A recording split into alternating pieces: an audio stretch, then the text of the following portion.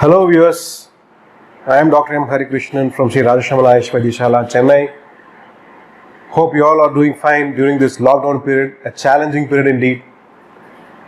Hope you are keeping yourself busy, doing your household work as well as taking care of your professional aspirations parallelly. So these kinds of days are the best to understand our health and to correct ourselves with regards to certain issues which we are facing regarding our health. Now, I have come here to speak about something which is very important, which many people are concerned about. It is nothing but food intolerance. What is this food intolerance? Food hypersensitivity includes both these words, food intolerance and food allergy. We will discuss about food allergy later on, but today I am going to talk about food intolerance. Whatever people have in common. See, most of us have milk, most of us have the habit of taking coffee, many of us have this habit of taking salicylates for pain relief, but some of us face some problems. Some of us experience symptoms which include simple bloating, diarrhea, abdominal pain, to even problems like creation of allergic rashes all over the body, or hives they call it, and then even it reaches the mind. Can you believe it? Food intolerance can reach the mind and produce symptoms like anxiety, depression, insomnia. So, is it not important for us to understand this and find out the reason why this happens? Well, it's very simple. It's very simple in the real sense. It is because of the inability of the body to digest those particular food articles due to the lack of certain enzymes.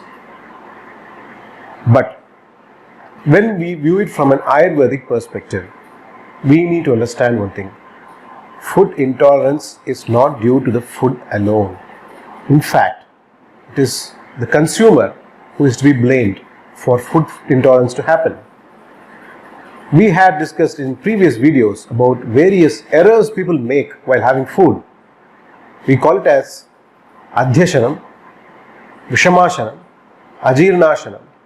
All these come under one particular habit, that is having food when a person is not really hungry and still there is some food left in the stomach already which is waiting to be digested, or it is in the process of digestion.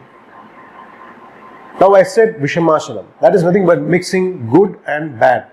What I mean by that, suppose you have salads, uncooked salads, and at the same time you have fully cooked, steam cooked food together.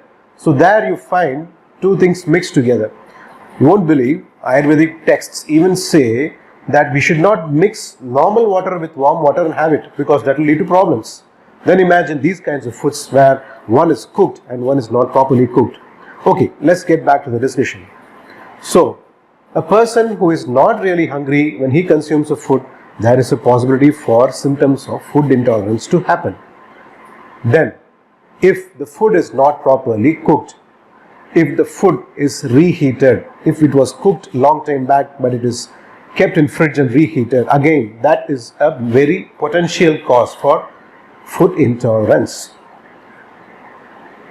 So I can say a few examples right from this lactose intolerance, what we call, many people call this lactose intolerance. People say to doctors, pediatricians say, avoid milk for child, don't give that. And many are prescribed probiotics.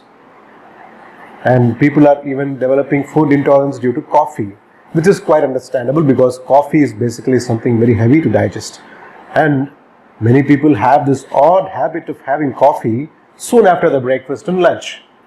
My God, it's going to be a Herculean task for the stomach to digest the food as well as the coffee. See, we all should understand our digestive capacity.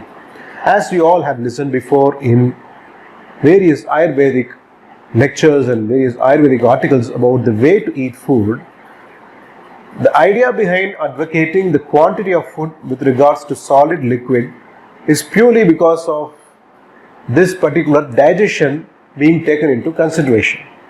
When food we consume should be half solid, quarter liquid, and remaining quarter of the stomach is to be left blank so that there is space for the food to get cooked and digested for further metabolism by the potential organs in the body like liver. So, we should keep it in mind that our own eating habits, our own way of preparing a food have more to do with food intolerance than the actual source of the food itself. Right. Now, is there any way out for this? Yes, absolutely there is a way out. See, people talk about buttermilk, yogurt being advocated for lactose intolerance, but I can boldly say buttermilk, not only for lactose intolerance, buttermilk is very effective for many types of food intolerance patients, whatever be the cause. Why? Because we use the word grahani for small intestinal disorders or duodenal disorders rather. So all those diseases where absorption is an issue, digestion process, there are various stages of digestion, right? So after digestion there is something called absorption. So when this absorption is impaired, symptoms like diarrhea come into the picture. So what does buttermilk do in this situation? Buttermilk helps in better absorption. It strengthens the anatomical part called grahani, the small intestine and the duodenal, that particular stretch of the gastrointestinal tract, and it helps in digesting many types of even fat-rich food, especially ghee-based food. So if somebody who is suffering from indigestion due to intake of ghee sweets or various other preparations containing ghee, the best thing they can do is to have buttermilk, which is made in proper proportion. In fact, we will be following up with a video containing how we can prepare buttermilk, what is the proportion of water to be added, and what are the benefits of buttermilk in detail. And you can see that symptoms like sinusitis also come for certain patients due to food intolerance. So, considering the wide range of patients, considering the wide range of effects due to food intolerance, it can range from digestive system effect, it can affect the respiratory system, it can affect even the skin. So, all put together, how do we approach this is that we give a comprehensive treatment and the results we get are really promising and they happen within few days, if not few hours, within few days.